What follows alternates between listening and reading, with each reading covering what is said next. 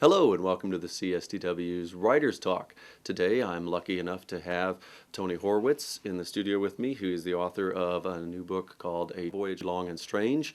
He also wrote Confederates in the Attic, and he's here to talk to us about participatory journalism and roasting yourself alive in a sweat lodge for a good book.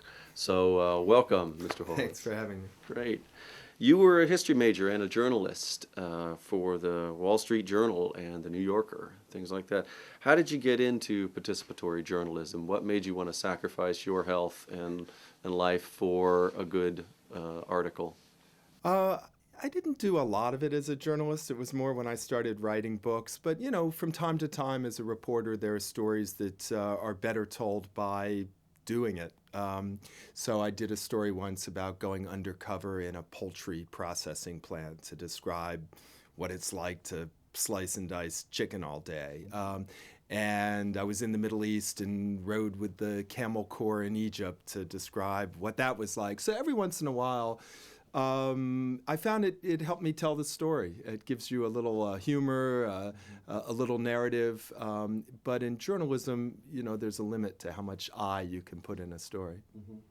Although that seems to be, do you think that's changing a little bit?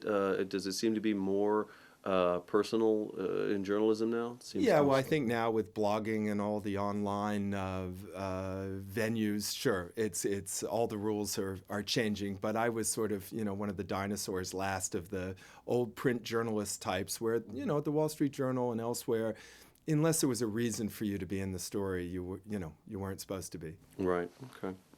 Meryl Marco said to me that even when she experiences terrible events, she's a comedy writer, she's always thinking that the experiences will make great comedy later.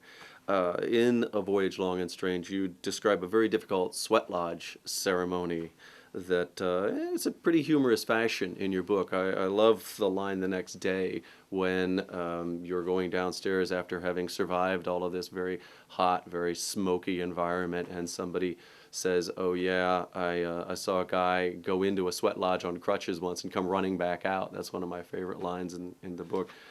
During the roasting, were you thinking about what great material this was going to be later, or was it just, how do I get out of here, and how long do I have to really suffer through it? Yeah, I think it's the sickness of writing that, however horrible the experience is, some little voice inside is going, yeah, but this is going to be a great story. Mm-hmm. So I think that probably helped me get through what was quite an ordeal. I thought I was in for sort of a locker room sauna when I was invited into this traditional sweat lodge, and crawled out on my hands and knees 4 hours later, basically feeling as if I'd been cooked alive. But I think particularly with sort of travel writing, the worst parts of your journey are always the best. Mm-hmm. Those are the good parts nobody really wants to hear about. When you have a good meal, nobody cares. But if you find something dead in your meal that wasn't supposed to be dead in your meal, that's a good story. That's a good story. Yeah, unless you're writing for a travel magazine where they want to hear about, the wonderful food and drink in France or something. But I've never done that kind of writing. When you have a story like this one, have you, in the sweat lodge, do you hear back from any of the people? Have you had any sort of blowback where they said, no, you're exaggerating, it's really much more pleasant in the sweat lodge, or they don't read this stuff afterwards? Mm-hmm. What have you had people? I didn't get feedback from those folks specifically, but I try and send my book to as many of the people that I can track down who were in it. And, I think as long as you get your facts right and you portray a scene accurately, people will cut you a little slack in terms of your own spin on it. So, generally speaking, I get a positive response. Yeah, every once in a while somebody takes you to task, but it's never for what you think they'll not like. That's what I've learned over the years. It's always something you didn't even think about that for some reason rubs them the wrong way, and the thing that you thought was going to offend them doesn't. So it's hard to overthink. You have to just write what you write. Has that been? I'm wondering whether you bring a lot of humor to your writing, I think intentionally, and I'm curious whether the humor is the thing that most often causes problems, or is it just is it something else about the telling of this story? Yeah, I wouldn't say it's the humor, and I think the humor helps because I make a lot of fun of myself. So, sure, I sometimes make fun of other people, but I'm kind of equal opportunity there. Everybody gets a little bit of a gentle ribbing. No, it's not the humor that gets them. It's just maybe a little bit. I did a book about Confederate reenactors. It was largely about that. And they don't have a huge sense of humor about what they do. So perhaps they didn't like that I kind of made a joke out of the whole thing. So you just never know. Some stray detail about what someone was wearing, and that rubs them the wrong way. But generally speaking, I've had very little of that. Most people seem happy in the end. As I read through the book, A Journey Long and Strange, which I really recommend, the thing that kept striking me was it reminded me of a comment a friend of mine who was an MFA, who was a creative writer, said that fiction was all about people doing horrible things to each other. And this book reads like people doing unbelievably horrible things to each other. And I admired that you were trying to be in the middle of it, and you didn't go one way or the other, because it seemed pretty clear at times that the European influence was, as the Native Americans have often said, just ghastly for their culture, and the worst possible thing. And did you have a lot of times when that was a struggle to see from that viewpoint, to remain journalistically neutral? Right. Yeah, I think we've kind of swung from one extreme to the other in the way we look at these early explorers. In the old days, they were viewed as sort of heroes and, bringing Christianity and civilization to the natives. And then we swung to sort of the opposite extreme, where they were all complete monsters and the advanced men of empire and didn't discover anything, they just destroyed it. And obviously, there's tremendous damage done, and I don't, paper over any of that in the book.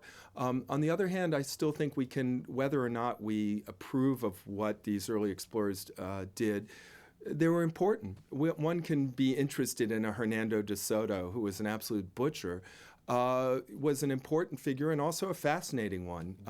So I don't think it's necessary to constantly pass judgment on writing about history. And also I like to leave it to the reader to kind of form their own judgments rather than hitting them over the head. Okay. And I think you stayed at the De Soto Motor Lodge and the William Bradford Motor Lodges as well. So you're supporting their descendants, apparently, by the Pocahontas ice cream shop or the sweet shop, that all of the commercialization of history that was that you talk about in the book, which is really interesting. When you're going through and you're reading all this stuff, you've got, I think, a bibliography of 202 sources that you consulted. Something amazing. I didn't count. I read somewhere else. But I was fascinated by all the sources. Where did you track all these down? How many places did you have to go to find this? Because I had this picture later on of you alternately, being swarmed by the largest mosquitoes ever as you stopped on the side of the road, and we'll leave the rest of that story for the people to read. But there's that, and then there's you, going over what I was thinking of, like parchments with wearing gloves in a climate-controlled environment. How did all that work out? It was about half and half traditional historical research, and then, me on the road, on the trail of the figures I'm writing about. Most of this history is hiding in plain sight, which is part of why it's strange we've chosen to forget it. I didn't have that hard a time. I had used mostly archives at Harvard University and elsewhere when I was on the road. A lot of the history was in particular libraries or historical sites. For me, that's a lot of fun. But really, it wasn't as hard as you might think to get a hold of the material. The problem is a lot of it is in 16th century Castilian or very antiquated French, or in the case of the Vikings, obviously the Norse sagas. So I either was reading things in translation or had to get people to help me to read them.